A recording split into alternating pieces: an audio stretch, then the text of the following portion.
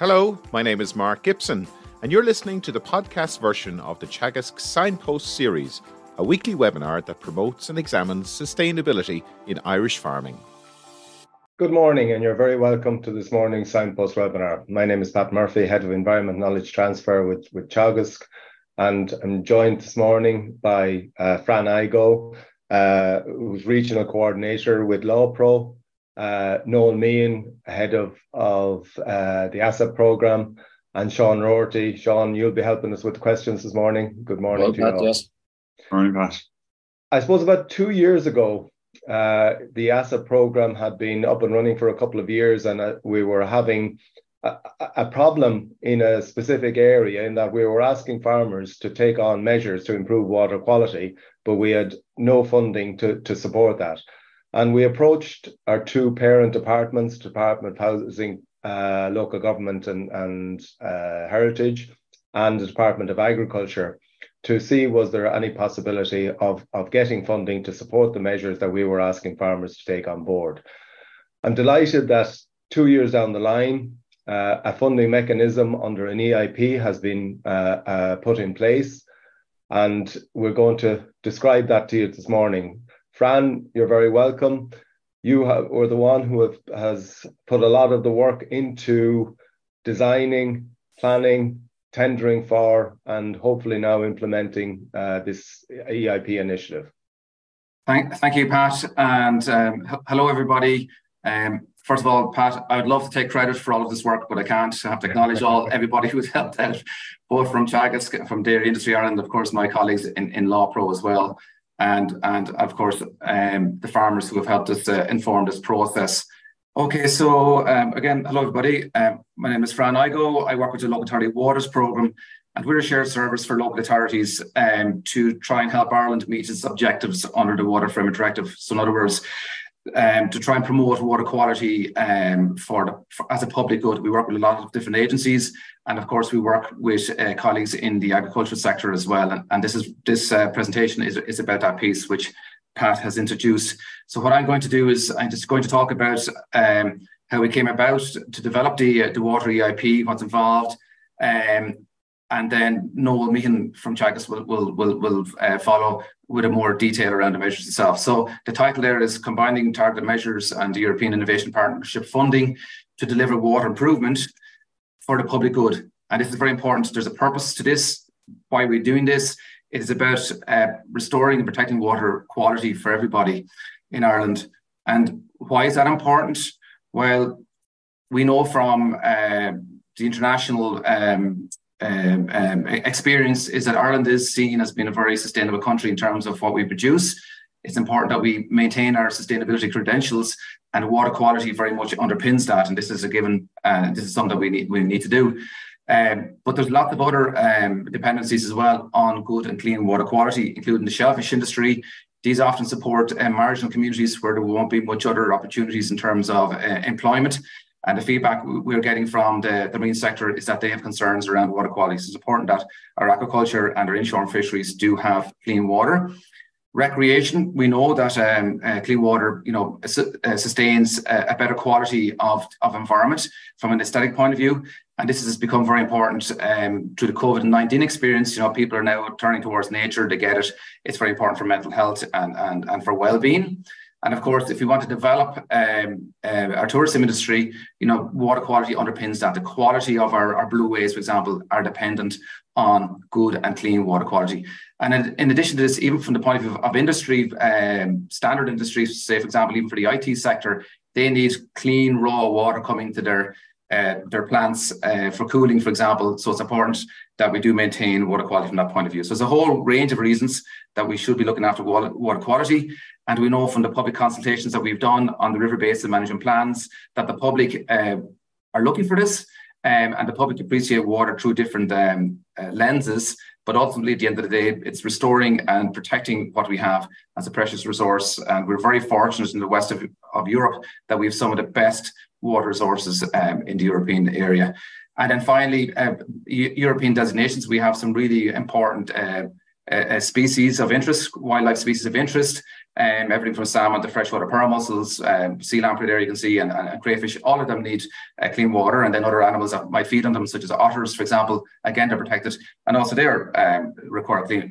So the whole food chain, in other words, requires clean water.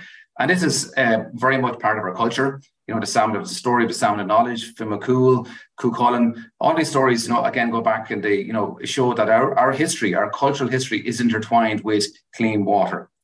So that just kind of sets the background. I think it's important that we understand the why it's important. And then if we look at the, you know, the actual situation today, we can see that there's a range of sectors impacting on water quality, a range of pressures.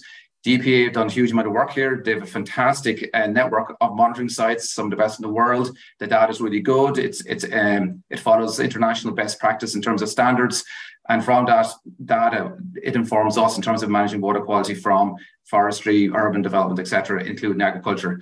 We can see from the river-based management plan that between the last two cycles, the current and the previous one, that water quality is, agriculture is the biggest pressure, and also it's going in the wrong direction. So it's important that we try and address that. A basic consideration with regards to managing risk from agriculture enterprises, irrespective of the type, is, you know, the way we look at it is there's three main areas to be focusing on. One is obviously the land suitability, you know, the local weather patterns, etc. The second one is to ensure that people actually comply with the mandatory measures that are there in terms of the directives and the GAP regulations, etc., that everybody complies. Because if you have even a single operator who's not compliant, if the risk is high, that can be the equivalent of a wastewater treatment plant going wrong. So it's important that we have good compliance. And then thirdly, often we have leaky situations. So in addition to the, let's say, mandatory measures, there may be a need to put in, I suppose, measures to intercept that leakiness. So, for example, soil water that might run off land after spreading of slurry, and there's a sudden cloudburst, to pick up those situations, which are not mandatory, but it's important that we deal with them in terms of best practice from a water stewardship point of view. And that's really what this is about. We're looking at these non-mandatory supplementary measures which complement and help farmers, ensure that their enterprise is as risk-proofed as possible in terms of managing the water quality risk from their farm. And this then, of course, underpins the agricultural sustainability support and advisory program that Pat talked about, in terms of that's looking at that whole area, breaking the pathways, putting in measures to intercept these kind of surface water runoffs, and where we can make gains in terms of nitrate use efficiency as well. The background to this was that, after the second cycle of the river-based management plan, preparing for the second cycle of the river-based management plan, it was, identified that these supplementary measures or these additional measures would be necessary. And that's when the ASSAP programme was set up by the Department of Agriculture, with housing and the dairy sector, collaborating with Teagasc as well. So, types of measures we're talking about would be simple stuff like riparian buffers, sediment traps in the right place, intercepting those pathways, and then obviously measures to deal with, say, pesticide loss or nitrates as well. So, a range of measures across the board. But the big challenge, as Pat said, was that, we didn't have funding to support farmers who, want to put in measures, but for example, that measure might be expensive. Let's say if a wetland, for example, the cost involved might be prohibitive. And that was a feedback that the ASSAP advisors were getting on the ground. So it's very welcome that we have this EIP now coming down the tracks. This is put together by the Department of Agriculture in partnership with the Department of Housing. It's a European funded process. It's quite a competitive and onerous process. And you can see there the scale of it, 50 million going towards farmers, and then the Department of Housing put up match funding to help with the administration of it. We in LAWPRO put together an application in partnership with Teagasc and Dairy Industry Ireland, because we felt it was important for us to get into the space and support everybody in this area, and that's what we've done. So, but there was a lot of work behind the scenes to try and get us to that point. It is a partnership between the three partners, as I mentioned, but also we're supported by a range of other partners as well in terms of trying to deliver this. There's lots of innovations that have been built into it, including a rainwater management plan, etc. I'll explain in a minute. And the ambition is very high for 15,000 farmers ideally to get into the scheme. We will be reliant on the ASSAP programme to help us, but also to be a project team and also community advisors as well. We will be following the catchment science developed by the EPA and colleagues in the catchment science section of LAWPRO. And of course, working with the department. In the round, this is what it looks like. It's a very busy slide, but there's a lot going on because there's a lot of moving parts in it. There will be an operational team, a project team. We'll have a lot of work there on the GIS, the tracking, the mapping, all that stuff will have to be done in terms of the measures. Working then with the communities, there'll be community enablers also in place on the ground. Working with the industries, and not just dairy, but also beef industry, forestry as well, and a good focus on tillage as well. So for the first time, we'll be really working this area and collaborating with the co-ops, including Dairy Gold, looking at the sustainability schemes that they're developing to provide bonuses for their milk suppliers. This is all an exciting area, and we're delighted to be part of this. And the whole point of this is to develop learnings, and then those learnings feed into policy. So we have a joined up approach to all this. We are building on the learnings from the Teagasc programs, such as the EPA-funded Smart Buffer Zone project, the Watermark, etc., and working in collaboration with the Agricultural Actions Programme as well, the ASSAP Programme. So this is very much a joined-up thing, and also we'll have a big research element feeding into that as well.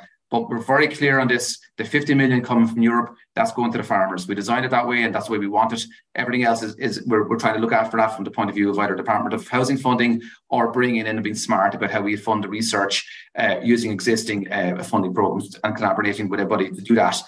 There's a lot of work has been done already to inform this. The ASSAP advisors have been out. You can see the table there, in front of you. This is the feedback from the work that they've done in terms of, what are the issues that need to be addressed, the whole list there. So this has informed the process, and Noel will go through this in more detail. In terms of the supports, then we have as I said, we'll have the advisory program, and also the project will take on some advisors, and we'll have those community animators as well. But we'll be building in with partnerships with other areas as well.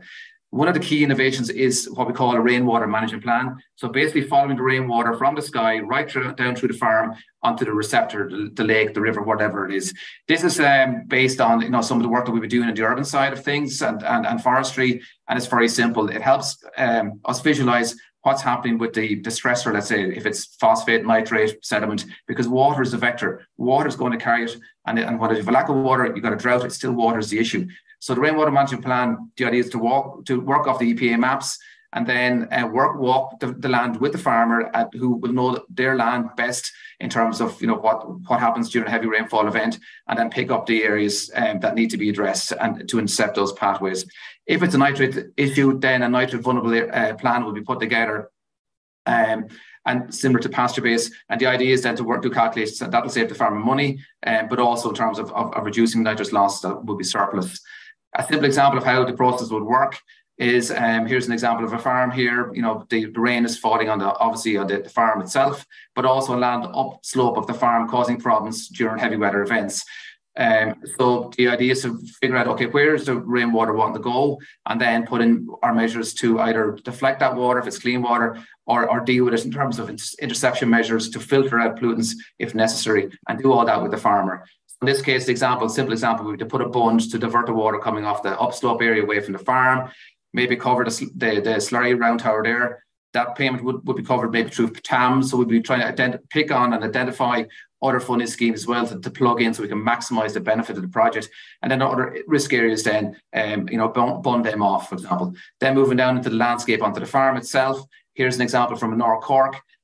Worked through by Ian McConnery, who works with the Teagasc programme, and you can see there the issues that have been identified in terms of the risky areas that need to be addressed. These will be ranked, work with the farmer, and then some of those that are, let's say, of a biodiversity benefit or a climate benefit, we'll identify those too, and we're looking at trying to provide bonus payments to reward, I suppose, extra benefits as well, because it's a multiple benefit project. It's not just about the ASSAP, it's broader than that. It will bring in, natural water retention thinking as well, and also climate thinking as well. And the rainwater management plan very much speaks to that, because we're following rain. If you think about cloudbursts, thinking about heavy weather events, we're trying to pick up all that type of stuff as well. So manage these landscapes into the future as well. So once that is worked through, then the advisor then will bring it back to the project team. These issues will be I suppose measures will be ranked, and then the payment will be agreed with the farmer. We'll have a kind of an identified payment program, and Noel will go through that. And then the thing will be mapped out in terms of us being able to see where everything goes From our point of view, from the science point of view, it's very important so we can actually see, okay, what are we doing in the landscape, what's working, what's not working, and we can then tweak and adjust it. And the other thing is it would allow us as well deal with issues that might arise around, say, for example, Natura 2000 sites, protected areas, archaeology areas. We will look after all of that stuff in terms of the project team so that the advisors are freed up just to do the walkover with the farmer and work through the solutions, because it's a solutions-focused approach. We want to keep it really tidy. We don't want to have extra paperwork here. We're trying to interface as much as we can with existing apps, etc. So we try and keep this very smart, very simple, and it's targeted. We'll be approaching the farmers. This won't be a big open call. I know I might talk about that in a minute. It'll be very much about, identifying the areas that are risk and then going through and supporting the farmers to address what needs to get done in their enterprise. We will have this results-based element to it. It won't be as sophisticated as some of the ones in the acres cooperation area, because it's not a results-based program as such, but there will be some kind of a payment built in terms of the efficacy of the measure. And as I mentioned there, where there's a climate or biodiversity benefit as well, we'll build that on. So it's been we're nearly there. We're working through it, but just to give you a flavour, this is the type of thinking, and we've been building on the learnings from, for example, the Wild Atlantic Life Project and the Nature Project and other programs like the IRD the Hollow Farming for the Blue Dot EIP and also the Duncannon EIP down in Wexford as well.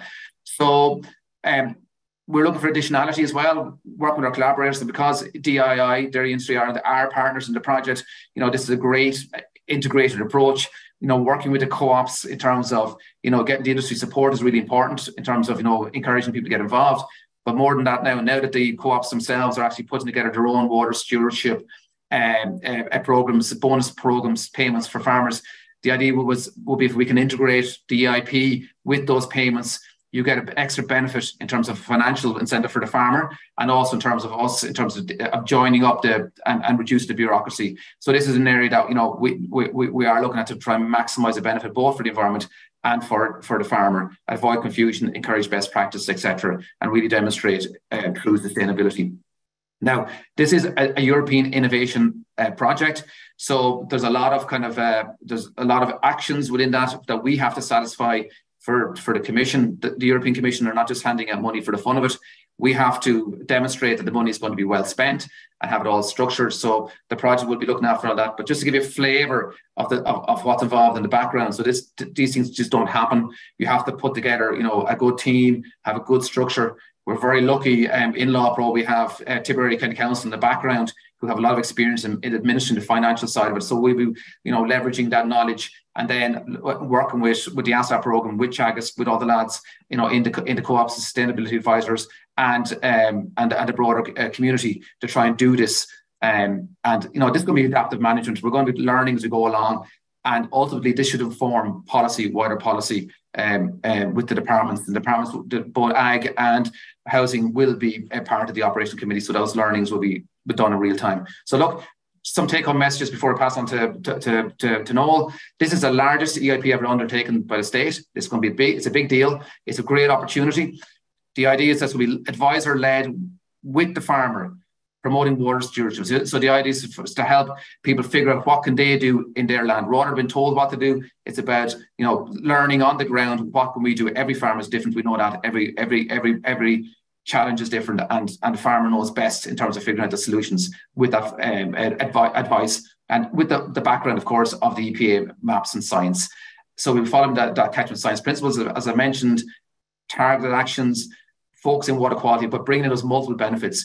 As I said, this is all about the public good at the end of the day for everybody, including the local community. We'll be targeting all sections of agriculture as much as possible, and we aim to integrate with sustainability initiatives. We are also talking to Ishka Éireann, OPW, and also at the National Federation, Group Water Schemes, etc. on this.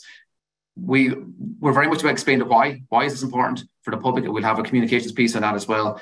But it won't work unless we do have strong support from this industry and from the sectors, both in terms of the advisory services and also people on the ground. So Pat, look, that's just me. I think I'll pass over to Noel if that's okay. I hope I've left enough time here, Noel.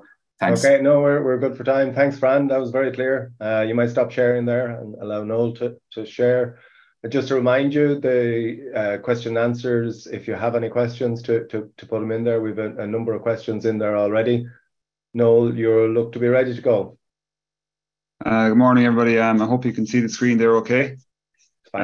So yeah, look, at Fran, I suppose, give you a flavour for where this came from and the kind of the high level policy and the thinking behind it and the reasoning for it. And I suppose what I'm going to just do is maybe get down to bits of the nuts and bolts of how it's going to all work out. But just before we do that, there's some acknowledgements there in the bottom, and Fran acknowledged people as well, but I just want to put those names there. But also from the Department of Agriculture, both Jack Nolan and Ted Massey played a big, huge role in getting this over the line, as well as Colin Byrne there in the Department of Housing. So just to acknowledge those three individuals as well. So the presentation outline, I'm just going to look at eligibility for farmers, what the application process is, then verification and payment. So nuts and bolts of the scheme itself. The water EIP measures. So what we're going to be looking to fund. Just give an example of how it might look on a typical farm, and then just a wrap up summary of the presentation.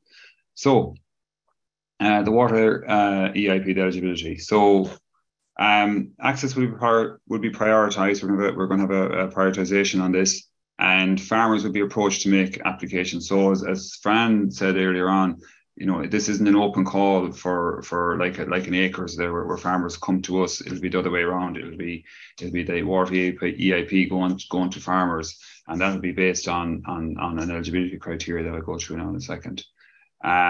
So farmers in the following areas will be potentially eligible to access funding. So we're looking at 4 different tiers. So those are farms in cycle 2 and cycle 3 PAs that have already had an ASSAP farm assessment. So ASSAP would have visited these farms, identified areas where there's issues and mitigation actions, and where those mitigation actions are yet to be implemented, which is unfortunately the case, we'll be able to provide some funding for those farms. So that's the restore water quality objective with the tier 1s. So the tier 2 farms in cycle 3, so the coming PAs that are going to be opening shortly once the Third River Basin Management Plan has been published. So farms in those PAs are within a catchment that has a community-led water quality initiative. So you're looking at, maybe Rivers Trust, or you're looking at National Federation of Water Scheme kind of areas. And these have a nutrient or sediment or pesticide issue as identified by the EPA or local authority. So this is a restore water quality objective as well. So that's the second tier farms. The third tier farms is very similar, except it's a protect water quality function. So there's PAs out there that have a protect water quality function, as in they're not prioritized by the EPA as having a nutrient, sediment or pesticide issue, but they still have they're still in a PA, or they still have a community-led initiative. Those will be in tier 3, and they have a protect water quality function. So restore is where we're trying to get water quality back up to good status. Protect is where we're trying to maintain it at good status or high status. And then tier 4 would be other farms outside of the above. So I suppose just to put it out there, this is for measures not covered by regulatory requirements. So these are additional measures or supplementary measures, as they're called. So we're also obviously not going to be double funding here. So for farmers is in acres with a riparian margin, the water EIP will not be funding the same riparian margin. So it's just important to note that no double funding is permitted. And the final thing is I suppose this is to get measures implemented on the ground. It's not to bulk up an income, and I know that's not it won't be seen that way, but it's just to put it out there that it's not an income support scheme. This is to actually fund specific measures that are going to do a specific job with regards to water quality. So the application process. So farms that have already been assessed, so it's about nearly 4,000 or around 4,000 now at this stage that have been assessed. So they'll be contacted and offered the opportunity to apply to the EIP. And then new farms, once we go past that, because we're hoping to get 15,000 farms in it altogether. So new farms going forward, they'll have to be selected based on scientific assessment.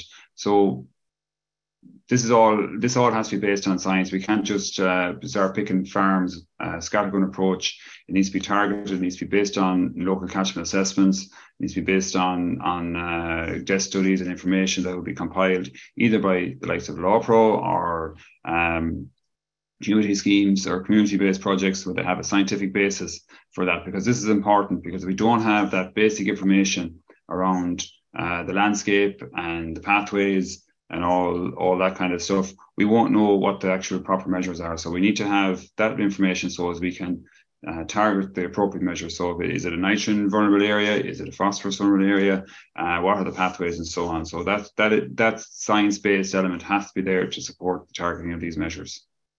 And then the farms would be assessed along the lines of what we have from the ASSAP farm assessment as it happens at the minute. So we have a system for doing that in order to generate the rainwater management plan that Fran was showing you there. So it's the same process that we're using, and then that will be used to identify the mitigation action, the appropriate mitigation action, and where to locate it. The location is very important as well, and we need to be able to capture that information as well.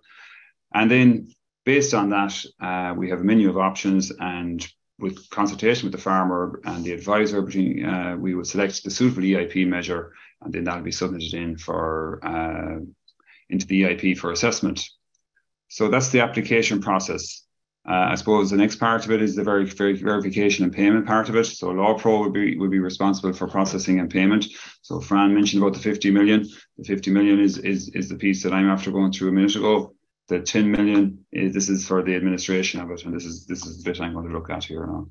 So the processing of an application will be done by LAWPRO. So initial taking in of the application and going through and the various checks that needs to be done on that. Then I suppose the next part is, once the application is accepted, is that the farmer is given the green light to go ahead and put in the measures as per the plan, and then the validation of that. So how are those going to be validated? We're hoping to have this very similar to what's currently going on with the acres and AgriSnap, that you have a similar system that we'll be able to verify through a system like that measures have gone in, particularly for physical features and things like that. There may be some need for some farms to be visited to see that a measure has gone in, but by and large, we'd be hoping that we can do it via technology that's out there. And then payment will issue for the EIP measure. We will also have a big role in reporting and all this. So we need to develop systems that can capture all this data and report it. Obviously, we're getting so much money. There has to be a strong level of oversight and governance on this to make sure that the money is going where it says it's supposed to be going. And obviously that the farmers are implementing measures as required. Our aim, I think Fran mentioned this as well, is to keep the administrative burden as low as possible. So that's both on the advisor, on the farmer, and on the processing part of it as well. But you'll appreciate that, with that ambition, you're still going to have a certain amount of administration work and checks and so on to be done. But we do aim to keep that as low as possible and to use as much technology as possible that's out there to help lessen that burden. With that in mind, we've had to undergo very rapid development of new IT systems, and we're in the process of doing that. But that is a key. It's all brand new IT that we have to develop. So that's in the process of being developed, and it's taken time, but we're making good progress at the same time. So what are the EIP measures that we might be looking at? And these are just a flavour of them. It's not an exhaustive list, but it's just to give a flavour for what we might be looking at with regards to EIP measures. So I suppose I mentioned about having it based on some sort of science or some sort of idea as to what the pressures are, and a big part of that would be using the existing information that's out there from the EPA, for example, with the PIP maps that they've generated, and then they've also have these targeted measures maps. It's kind of a blue and orange map that some of you might be aware of. So that gives you a flavour for where we need to be targeting measures. So that'll be the kind of at least the minimum requirement of information that will be required to help direct where we will go with measures. So I suppose I just turned on the overland flow pathway maps or layer on the EPA PIP maps, and you can see where the overland flow pathways are, where water start moving across, and we have our drainage network here, the purples and oranges and the green lines.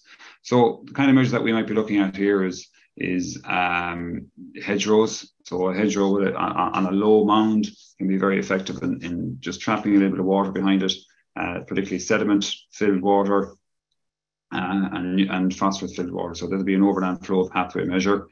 That's part of that will be one of the measures that we're proposing to fund. Another kind of similar break the pathway or slow the flow measure is low earthen mounds or bunds, where again, similar to the hedgerow, you just you have a mound that traps water behind it, detains it, lets the sediment settle out, lets the phosphorus settle out in the sediment, and then it will flow away over a period of time. So it's very good from in high rainfall events, and we tend to be getting a lot more of those.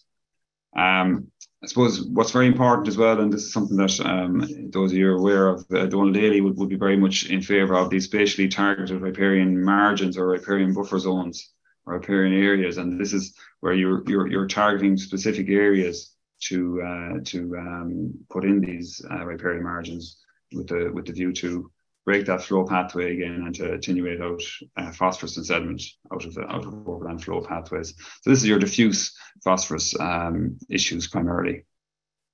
And again, I suppose another kind of area that we'll be looking to do some funding for is around small wetland ponds, where they're suitable, and they will be small, and there won't be big massive ponds, but where they're suitable to maybe their retention of them as well, where they are already there in the landscape, but also then maybe putting in a new one that might capture sediment and water and help with biodiversity and greenhouse gases as well. A lot of times we see when we're out such volume of water and through drainage works upstream, and the water is getting down through the catches much quicker. It's coming with much more energy. It's undermining and damaging riverbanks. So looking at riverbank supports or bank revetment kind of works where suitable will be also be funded. And then you're looking at the management of critical source areas. So areas of the farm where you have critical source areas that need to be managed in a specific way at specific times of the year to ensure that we don't have slurry going out in a field that might flood at the wrong period of time, that kind of thing. So we have measures for that. Also looking at prevention of cattle, livestock or cattle access to watercourses and provision of complementary or alternative drinking supplies as well. And then some light engineering works around the lines of culverts or bridges. Now it's important to note that all these measures, while we will fund them, we do need to make sure that they're in compliance with whatever environmental requirements are out there, be it an SACs or SPAs or that kind of a thing, and also plan permission as well. So all those things will have to be boxes that have to be ticked before we can provide funding. So we won't be able to circumvent the legislation that's out there already. We found it very difficult to come up with a nitrogen measure, a nitrogen reduction measure, because typically they're nearly all legislated for via the derogation. But what we will put forward is a method of reducing the nitrogen surplus on farms or improving your nitrogen use efficiencies. And you're looking at getting a baseline for the current year or whatever year it is, and then you can take on a number of measures that will help reduce your overall nitrogen loading and improve your nitrogen use efficiency. So you're trying to reduce the headline figure of how much nitrogen is on the farm, that surplus on the farm, to reduce that down. So the less nitrogen surplus is there, the less nitrogen that's available to be leached. And this is where we see very much working in conjunction with the co-ops, that this will be very much part of their sustainability bonuses. And I suppose you could even stitch in a results base there where the greater reduction, the greater the bonus, something like that. So we're still in the very infancy of this and discussing with co-ops as to how this might actually work. So other measures there, I'll run through them quickly. Obviously, the cover catch crops and the tillage is very important in certain catchments, particularly from a nitrate leaching point of view. So we'll be looking at that. So it'll be similar to acres. We're looking at pesticides, so sprays and sheep dipping are problems in certain areas. So we'll have some measures there as well to help farmers in those areas. And then, water retention climate measures, Fran already mentioned those. So you're looking at swales and bunds and retention of water in streams and things like, or in drainage or networks and things like that. Farm drain maintenance is a problem in certain areas again as well, where you know, over maintenance of farm drains is leading to excess sediment being lost. And then, you know, we'll have a look at trying to provide some best practice guidance and funding for that as well. And believe it or not, there's plenty of farms out there that are not in acres and not in derogation, that have never had soil samples or nutrient management plan done. So we'll provide some funding for soil samples, nutrient management planning where required. But also, while we have a good list there, there'll always be these bespoke measures that are very site specific and are suitable for maybe one-off in a certain farm or a certain location. And we will consider those as for funding as well. And the funding range will be from 100% of the cost to a percentage of the cost, depending on some of the things. So the more capital or the more costly ones, say, for example, the funding of a bridge or culvert, you know, we probably wouldn't be able to afford to give 100% of the cost there, but we will look to fund a percentage of that cost. So very quickly, we're running out of time here, but just an example that we might put forward. So this is the same map as I showed you earlier on. So cattle access to the stream along this side here is causing a problem. So we're going to fence off the watercourse and provide alternative drinking supply for the farmer. And then we have widespread diffuse water overland flow accessing the stream along here and this drain along here. So we're going to put a 3 meter linear riparian margin along there. We're going to have some spatially targeted riparian areas to head off where we have these overland flow pathways delivering water and nutrients and sediment. And then this critical source area here, we're going to have a critical source area management plan or field management for that. And a couple of, a bit of a hedgerow, maybe 50 meters of a hedgerow and 50 meters of a bund here to trap and to divide and conquer that water flow coming down there. So that's just a kind of an example of what typically if it could be a farmer could decide to take on board. And then to put some costs with it, you know, your drinking points and stream fencing is the issue. So you have fencing of the water body and provision of alternative drinking supply. So you have your solar power drinking and single strand electric fence that comes to 365 meters in 1 unit. So you have your costs there. PLOS through overland flow is the issue. So you have your linear riparian margin. You have your spatially target riparian areas at 0.2 of a hectare. You have your critical source area management, 1.8 hectares. You have your hedgerow and your earth and bund at costs like that. So, you know, the costings, I suppose, these are indicative ones at the minute. We haven't them finalized. We're basing them primarily on other schemes like TAMS and ACRES that's out there, and other EIPs that have costings in there as well. So, as I said, these are just indicative at the minute, so don't go running off saying these are the finalized prices. They're not. It's just an indication of what is out there for farmers.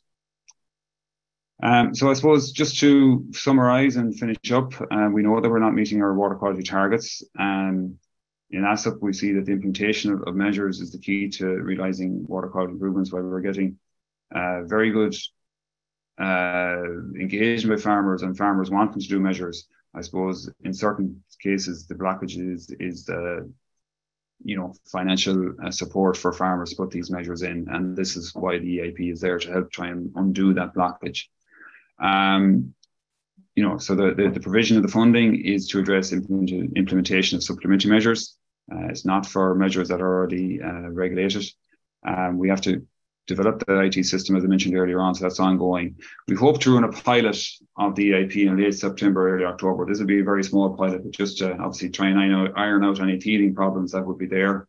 And we're hopeful to have a tentative rollout in early 2024. So that's me, Pat. Okay. Any questions maybe is the next thing, isn't it? If you just stop sharing there, there's a load of questions coming in, Shaun. And I suppose if Fran would join us again, I suppose just one thing, just to I think you've outlined and actually dealt with some of the questions that have been coming in. But I suppose an EIP is a European Innovation Partnership. The innovation that's in this, you might give us an idea of what is innovative about what the project is proposing. You want to do that, Fran? Okay. Yeah, it doesn't. The scale of it to start with, in terms of what it's trying to achieve at a national level. The approach in terms of the idea of the rainwater management plan, taking that approach, it's a conceptual thing really, but it is a new way to look at it, and it brings in, I mentioned already, the climate thinking. So it's not just about looking at something in the static and the here and now. It's about trying to forecast as well and to get that thinking in there. So we're moving away from, let's say, just dealing with compliance issues to try and help people think about, what's actually going on and to future-proof what's going on. So that's one of the innovations in terms of just the philosophy of the project, let's say. There's a number of different elements within the project that that we didn't have time to get into. So, for example, the communications element will be very much part of trying to help move the national conversation around this. There's a lot of discussion, as you well know, around the different sectors in terms of ambitions and meeting the EU requirements, etc., etc. This project attempts to bring it all back to kind of what's the real purpose here? Why are we trying to do this? Why is it important to protect water quality? So the communications will be building on the local experience, the local element, and that's why we'll have people embedded within community partnerships. We'll have an expression for an open call, asking community groups to apply to have a number of posts embedded within their community group. Like that could be anything from, say, for example, development companies. I don't want to start naming different groups, trusts, whatever, catchment partnerships, or whatever shape or form.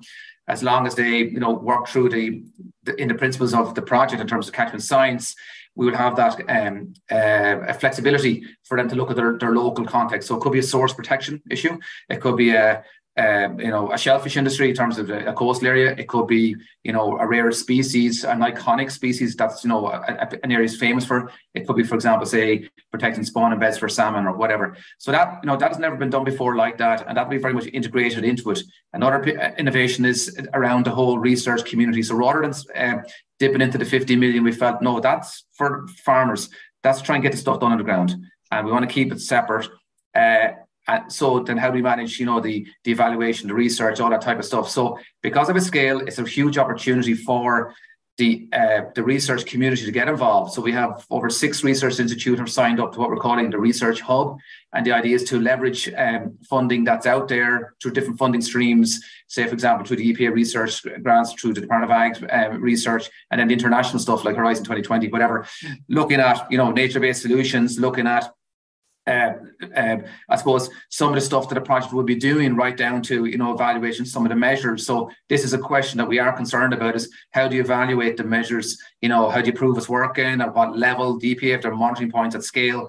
But in terms of getting in there and into the deeper area, we could spend a huge amount of the budget just on doing research. We felt, no, that's not appropriate.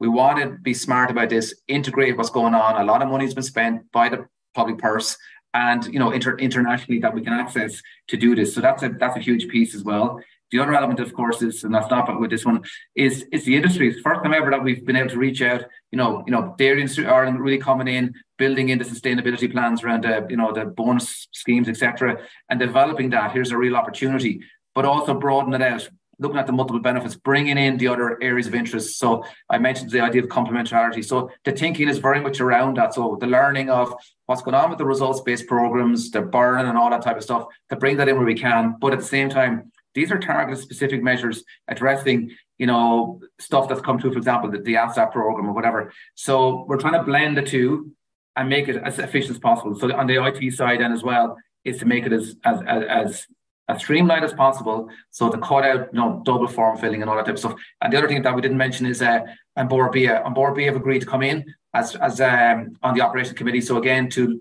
integrate what we're doing and inform the whole sustainability process. So first time ever, I suppose, to do it in the round and bring in the various sectors right across ag, not just dairy, not just beef, not just tillage, but everybody in the round. So there's no shortage of innovation. Yeah, I know we haven't even talked about some of the measures, but yeah. So Shaun, a huge number of questions coming in there. Yeah, a lot of questions coming in, Pat. I suppose I'll start with Noel. Two parts to this question. Are farmers being given enough time to improve water quality? I suppose is the first part. And the second part, do you consider the level of investment now sufficient for the amount of work that needs to be achieved over the next number of years? Yeah, so I suppose the first one there, have they been given enough time? I suppose if you look at where we are with water quality, it was certainly there was a downward trend. It has stagnated now, or at least it has stopped declining. But the reality is that we have our targets for 2027 of good status. So time is running out, I suppose, maybe is the best way of putting it. Whether they have enough time or not to change it around is a good question. There are, of course, lag times and things like that to consider when we look at improving water quality. A lot of the measures, the regulatory measures, are there for a long period of time, and they've been strengthened quite significantly in the recent past, particularly for the derogation farmers and those areas. So I suppose maybe the argument is that maybe those haven't been given enough time to see how they have impacted, particularly from a nitrate loss point of view, and that's a fair argument. But I suppose the thing about it is we're running out of time. And this needs the urgency is really there, and I think it was reflected by the EC Commission or the European Commission decision there that when they gave the derogation, that they put a 2-year review with very stringent conditions that the EPA recently reported on, and that we unfortunately weren't able to meet. So the EU certainly see this as the time is up. We need to start moving very dramatically to get this. So I suppose it is a fair comment. Farmers do need time to react, and it does take time for lag times for water quality improvement and so on. But I suppose from probably the EC and maybe other people's view, time is very short now at this stage to get improvements. I forget what your second question was there, Shaun. I suppose the level of investment, is it sufficient, for the amount of work that needs to be done over the next number of years? Is that in relation to what we're providing in the EIP, is it, or is it in? Yeah. Look, what we're trying to do is, as I said, that the costings that I showed there. Look, we're taking our lead off TAMS, we're taking lead off acres, we're taking lead off other EIPs there. I suppose what we can see, what we can do is we can certainly see over time whether are those measures underfunded or are they funded right. And if we feel that they're underfunded, we can look at those again and see can we adjust those funding rates. But I suppose we do have 10 million a year. We're presuming around the $3,000 on average spend on a farm, the typical farm from based on what we have from the ASSAP. You're looking at maybe 3,500 a year then on that kind of a spend. So we have to try and manage the costs. It's very difficult to manage the costs on this one, and we're trying to manage them as best we can. We feel that the costs are fair. They're reflective of what's out there. I know inflation has gone through the roof, so maybe that might need to be adjusted slightly on the back of that. But we are trying to give a fair compensation to farmers to do these things. Yeah, the next question, I suppose, Fran, the application process. How long and arduous do you see that rolling out? I suppose over the next, over a set period of time. There's a huge amount of work to be achieved and mitigation measures to be put in place. But how quickly would we expect a turnaround in application from a farmer? Yeah. We haven't put an actual figure on it as such yet. We're still working through it because we're in discussions. We had a meeting yesterday actually to look at a process flow on the IT side. There's a bit to this, but the plan will be to make it a fast turnaround. I don't want to kind of give you a stake that you can beat us up with later, but it will be. We're very much taking the approach of what is experience of advisors and farmers on the ground dealing with these types of schemes. So this has been at the very front of the thinking before we even started. Was we want to do something that's very efficient. So the idea and the hope will be that for example, the farm plan that could be agreed almost on the day with the farmer, with the walk around, quick validation, and depending on what it is, and depending on the measure, the payment would come in very quickly. Some, as Noel mentioned, would only require like a photograph, for example, like a validation to prove that it's been done. There may be, for the more sophisticated measures, a need for a visit, but it'd be quick, and hopefully quicker than the average schemes. But we have to remember, this is a big scheme. The plan, the ambition is up to 15,000. So we have to manage that on the, from the point of view of the project management side. So I don't want to give it a set time frame, but as quick as possible, I guess, is what we're trying to do. And we're very conscious of this to try and get it right. Yeah, 2 questions now. I'll group them together. You decide which one wants to answer. But rented land, will rented land be eligible for payment under the EIP? And also, if a farm puts in a physical feature such as a sediment pond or just a pond, going forward, will there be a payment made for that physical feature on an annual basis, basically? Right. I'll have a go at this one. So, is the answer to the rented ground, because that was one of the barriers that was identified for measures not going in. Obviously, that will need the agreement of the landlord, for want of a better way of putting it. So if a farmer is renting a bit of ground and he's happy to put in exclude livestock from a water course and put in an alternative drinking supply, and the landowner is happy, well then we're happy to fund that. And what was it again? The ponds, Oh yeah, the retention of them. Yeah, look, the scheme is there for 5 years. So I mean, we won't have funds after that. So I suppose we'll fund for the period of time that we can fund, but after that we won't be able to, obviously. Yeah. There's a question around there on a lot of the mitigation measures were heavily focused on surface pathways and stopping the flow of the pathways and so on. Are there any specific measures for subsurface pathways? I know you touched on it, Noel, there with the nitrous leaching and reduction of nitrogen environments, but are there any specific for that? Yeah, I suppose the easier ones to do something with is the phosphorus, is the overland flow pathways, and like you have a physical barrier, they're much easier to verify and to pay for, because they're physical. You can see them, they're there or they're not, kind of thing. I suppose with the subsurface, so you're probably looking at nitrate leaching. So we have, from a tillage point of view, we have the cover and catch crops ones. And then we're looking to try and source control, I suppose, is a phrase. We're trying to reduce the source loading of nitrogen on these nitrogen risky lands. But going beyond that, you're probably into denitrification barriers and things like that. And I suppose that's when it starts getting complicated. I'm not sure we have enough knowledge and resources within the EIP to be able to administer for those and to judge how effective they are and whether they're in right and where they should go and the locations and all that kind of thing. So I suppose we've gone more so for the break the pathway physical ones for phosphorus and sediment.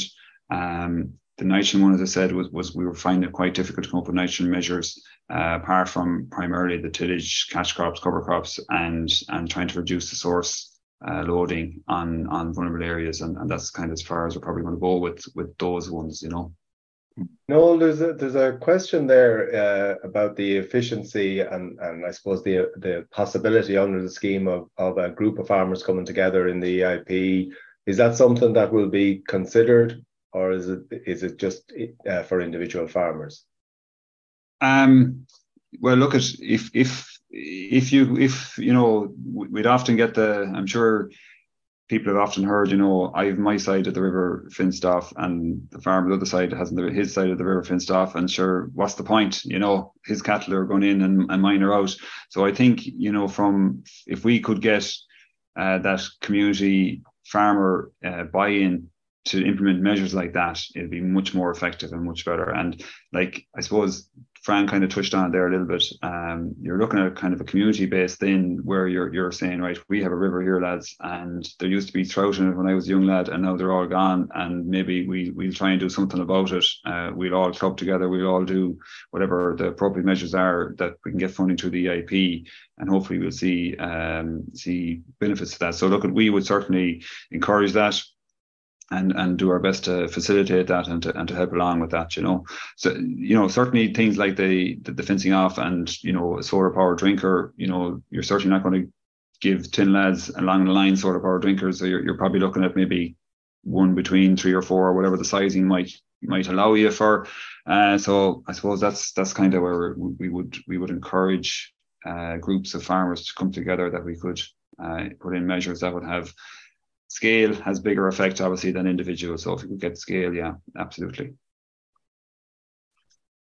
Yeah, and maybe a question there, Fran, on the success of the EIP and so on. You touched on it earlier. How will that be monitored, or will there be an inspection element in departments, or how will that roll out?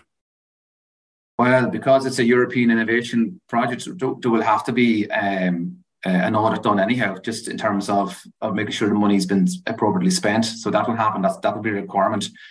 So we have to make sure that we satisfy the EU rules. But within the project itself, the project team, let's say if the advisors that we've taken on by the project team will have half the number of farmers to visit, because half their time is going to be taken up with doing that validation to making sure that things are working, as well as doing making sure we don't that we take into account Natural 2000 sites and the other, let's say, protected area requirements and that. But yeah, there will be that'll be built into the project, and that's the research hub I mentioned already, and that will look into some of that in terms of the more sophisticated assessments. But a lot of the actual, in terms of at the farm scale, it will be about being able to demonstrate that the measure has gone in appropriately, and then the overall ambition will be that this project will be working in partnership with all the other I suppose moving parts of the Water Framework Directive that in terms of managing our landscapes. Ultimately, the EPA monitoring points are the ultimate arbitrator and this in terms of the assessment. But yeah, we will be doing it at a more fine scale. There's a comment in here. I noticed that county councils do not appear to be included. You may not have explained what LAWPRO is, but there's also, I suppose, the question of working actively with the local councils as part of the project. You might deal with that, Fran. Yes, yeah, absolutely. It's a very good question, and sometimes we do find, runoff from roads causing, challenges for farmers in terms of their drains and stuff getting blown out. So we are conscious of that, and going forward with climate change, we're going to see more of this. So runoff from hard surfaces, whether it's a road or a car park or a building, is something that we're very conscious of.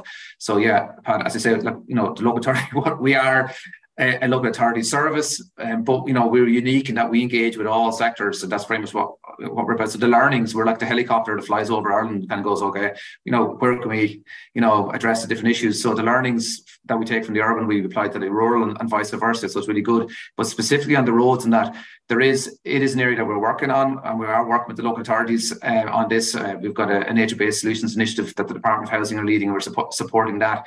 And at the moment, the local authorities are putting together their local authority climate action plans. And within those plans, planning for climate change, resilience, drought, floods, etc. That's very much part of that. So we're in there. We're part of that conversation. So we're going to have to start looking at our tertiary roads, our primary routes, etc. Not just our motorways in terms of how we manage water. So yeah, so it's great to see that we have so many different disciplines working together, so we can kind of I suppose learn from each other and share experiences. But yeah, we are very mindful of that, and we are engaging at the appropriate level, including with the Department of Transport on this. Okay, I'm sorry that we're going to have to go. We have a lot more questions, but our time is up. So I'd like to thank Noel, Fran and Shaun. Could I just, before we close off, we will be recruiting. Just to say to people, we will be recruiting posts for the project team. So, so we will have a number of posts from the DIT side, communications, but also the advisory side.